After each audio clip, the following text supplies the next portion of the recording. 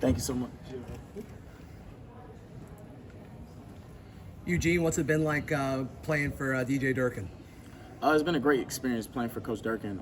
Certainly somebody that has been around in terms of, he's been an experience in terms of the conference. Great defensive mind in terms of getting us aligned and prepared every single day. He brings that intensity, that juice, that he demands effort out of us every single day in anything we do. So I'm so grateful for Coach Durkin and him coming in and that change coming in.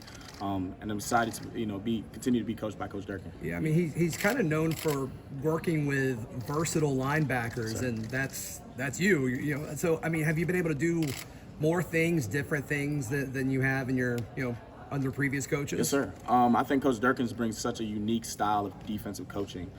He does, when you talk about in terms of his preparation for linebackers, I think he does a great job in getting linebackers prepared, and we saw that in years previous, especially at A&M with Edgerrin Cooper.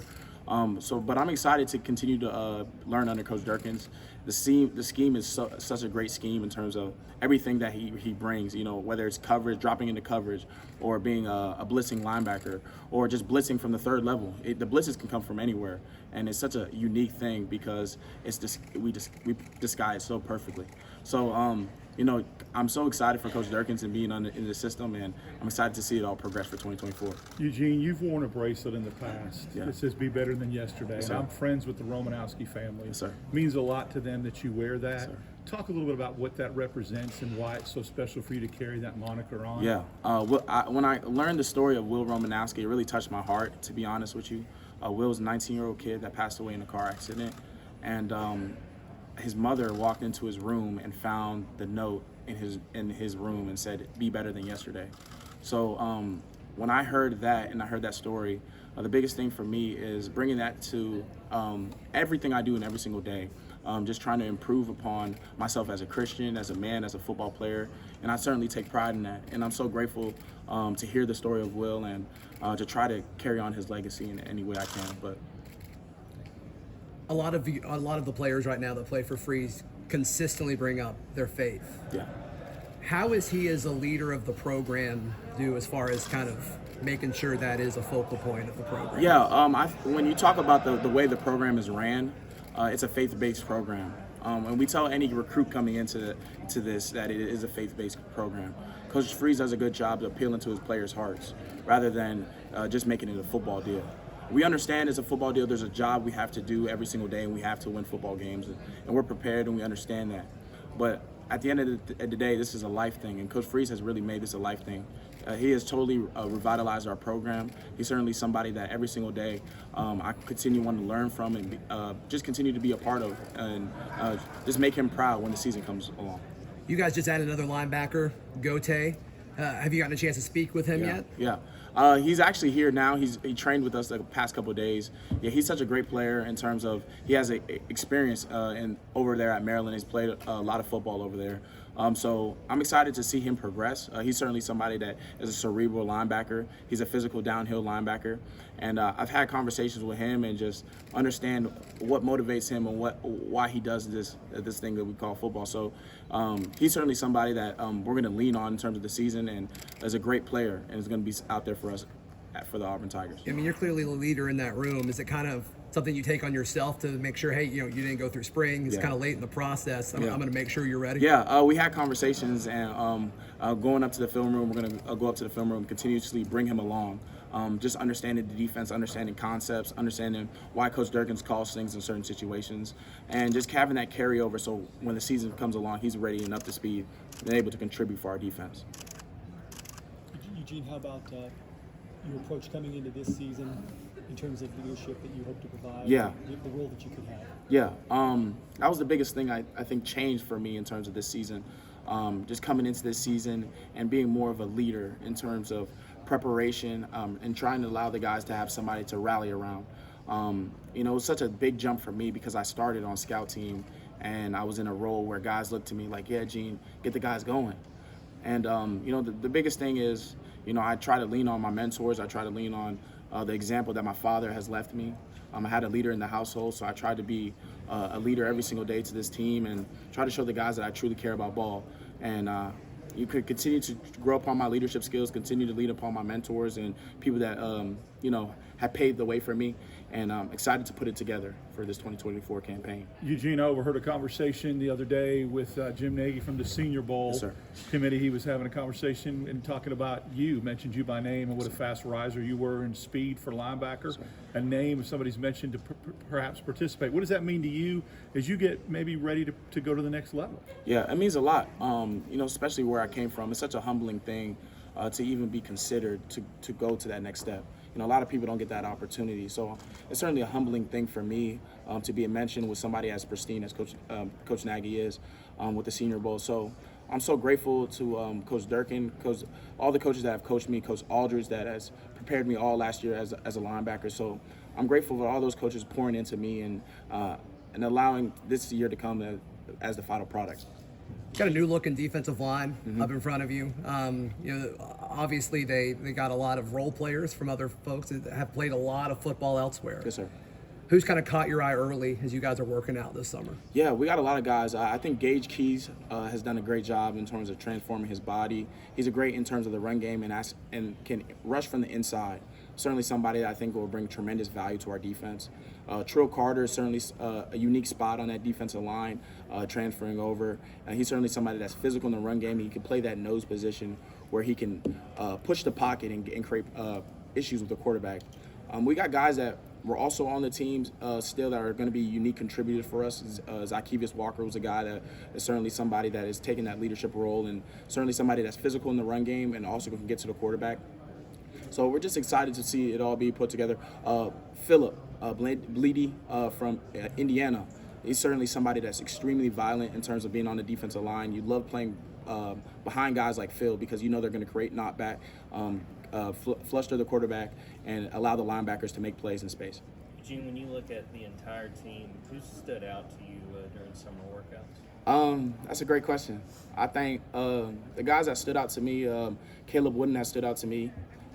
He's a safety for us. He's certainly somebody that has improved upon his range, makes plays on the ball, and certainly somebody that's going to be an elite contributor for us come the season.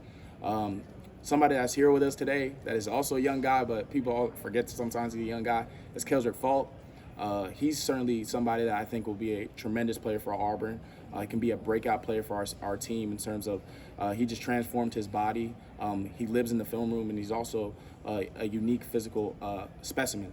So we're excited to see Keldrick progress. I think Jaron Thompson will also be a great player and great contributor for us from Texas. Certainly somebody that is an elite communicator on the field, knows how to get the defensive line, and just allows the guys in the back end to be better because he's out there. When we were talking to Keldrick, he talked a little bit about growing as a leader. He's still a young guy, but what have you seen as far as him becoming more comfortable with that? Yeah, with young guys, it's certainly a learning curve with them. Sometimes they'll be afraid to speak up or try to, just be you have to have confrontational conversations sometimes as a leader.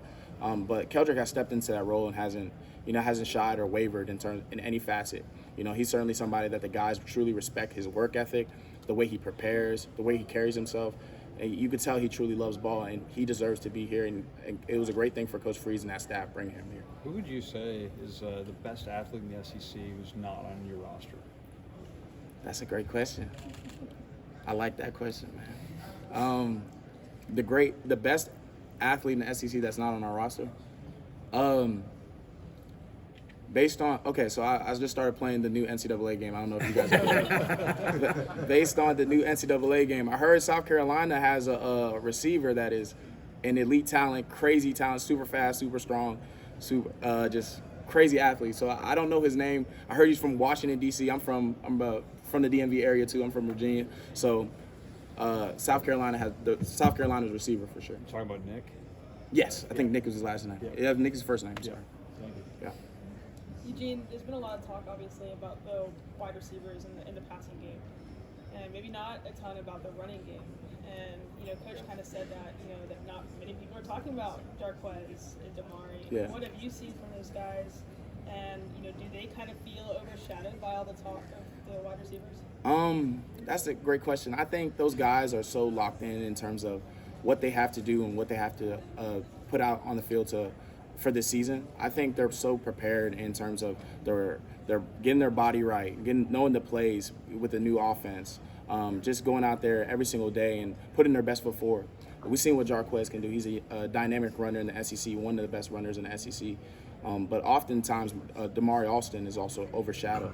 But he's such a unique running back in terms of his style, his contact balance, his ability to break tackles, and his uniqueness in the route game.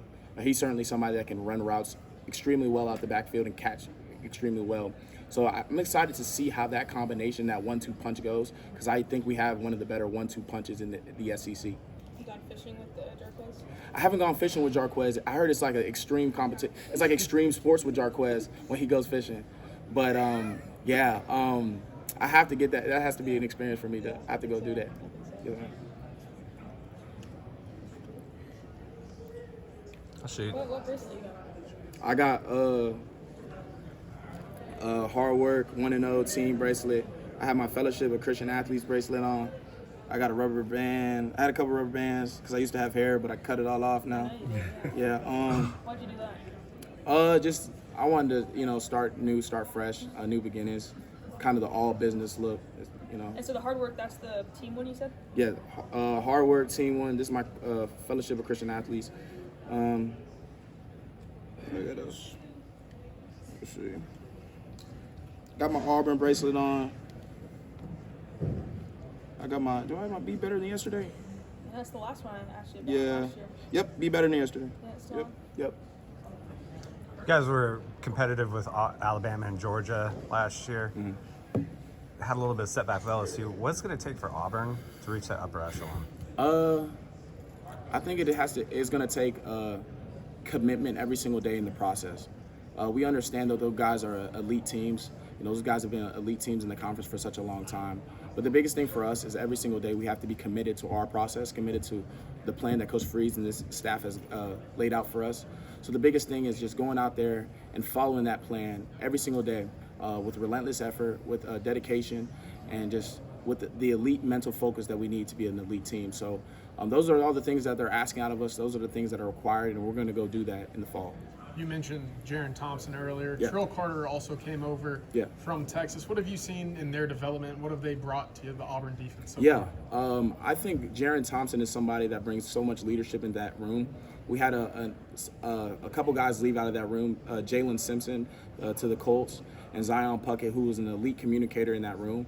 And I think Jaron Thompson steps into that role as an elite communicator, somebody that helps the guys in terms of not even just football, just day-to-day life. If a guy, something happens with a guy or a tire is flat, I think Jaron Thompson's like the guy in that room that they'll call because he's just so dependable in terms of how he approaches every single day. Trill Carter is certainly somebody that has developed in terms of getting his body right with Coach Dom. He's certainly somebody that can push the pocket and just brings that problem at the nose position where he is going to thrive in terms of pushing the pocket and stopping the run. Everyone talks about the receiving room and the recruiting of the receivers. Yeah. But the linebackers, the young linebackers are really, really impressive too, especially in that recruiting class. Talk about the young linebackers as they're coming into this year. Yeah, I love talking about the young linebackers because I know I'm with those guys every single day, and I've seen their development from the beginning of when they got here and how they are now. DeMarcus Riddick is certainly somebody that is extremely talented, super fast, super strong, super agile, and plays the game the right way, plays it very violent and downhill. So I'm so excited to see his progression. He can be such a special player here at Auburn, and he has the right mentality. Young guys, sometimes they come in and it's a college experience. We're on a college campus, it's Auburn. But, he's really steadfast in his approach, and every single day he lives within the process and wants to be the best football player he can be. DJ Barber is certainly somebody that I admire as well. We call him Debo, and his nickname is very fitting of how he lives his life. He's a very aggressive type guy, downhill player, so physical in terms of the run game, and he's made so many leaps and bounds from when he got here. When he first got here, Coach would always joke on him and say, "Man, you're out there playing on your own. You don't know, you don't really know what's going on." But he's made so much progression in terms of learning the defense, and sometimes Coach will quiz us in the film room, and we'll have a brain fart or somebody won't answer the question on time, and you'll hear DJ in the back, "Hey, Coach, we got this on this play." And he's like, "Man, DJ, you're picking it up." So it's such a great thing seeing him progress, and I'm so excited to see them when the fall comes. How good can Kane be opposite of Keontae back there? Yeah, Kane could be such a special player, man. He's certainly somebody that's super talented in terms of his ability to cover one-on-one. And he's very comfortable in the press situations, very comfortable playing off, and he's shown that so much in practice. When he first got here, it really was it turned my head in the way he was progressing and how he was able to lock up guys that were experienced guys. He's certainly great in terms of the zone coverage too. He's very comfortable in zone, cover 2, cover 3, but he really thrives in those man-to-man situations. He's the type of guy you put on that best guy and say, let's go eliminate that guy. Yeah. Who's the biggest smack talker from the defensive backs today? The biggest smack talker from the defensive backs, I will have to say that goes to Jaron Thompson, for sure. Yeah, Jaron Thompson he just knows what he's doing. So he's out there, talking smack, having fun. Do any of the receivers come back at him? A couple times. It's so fun having practice with all those guys because it's such a fun environment. We allow it to be a competitive environment. There's chirping at the end of the day, but we go back in the locker room and it's all love amongst the team. Eugene, you were the most efficient inside linebacker pass rusher last year in the nation according to Pro Football Focus. What allows you to really make the most of those pass rush attempts because you're not a guy who's coming up to the quarterback every play? Yeah, it's just understanding that every situation that I get into rushing the passer is a pivotal situation because I don't get many opportunities at it. So the biggest thing is winning my one-on-one matchups, understanding what move I'm going to work before I get in those situations. And the biggest thing is just, being efficient, playing with a relentless effort, trying to get to the quarterback at any means necessary. And, I'm so grateful to Coach Aldridge, who was coaching me last year in terms of helping me and understanding what situations to use certain moves and, just to play relentless. And that was demanded out of Coach Freeze and that staff, and we're going to continue to bring that into 2024. One more. What's it been like working with Coach Durkin and then also Coach Kelly coming in, and how would you say the two are most alike and most different? Yeah, they're such a unique combination, man. Having them both is such a great thing. Coach Durkin was at Texas A&M last year and had a great defense and brings a great defensive scheme. Brilliant defensive mind, certainly somebody that knows exactly what he's doing when he's calling a defense. But Coach Kelly is certainly somebody that is a great addition to the room, has defensive coordinator experience, has trained the DBs in terms of their technique, in terms of being fundamentally sound. And he has a great resume and track record with all his DBs. So he brings that leadership into the room, and the guys really gravitating to Coach Kelly, and he's been a great addition to our staff. Thank you all. Thank you all so much. Eugene. Thank you. Eugene, take care. Presented by Goodwyn Mills Cawood. Learn more at gmcnetwork.com.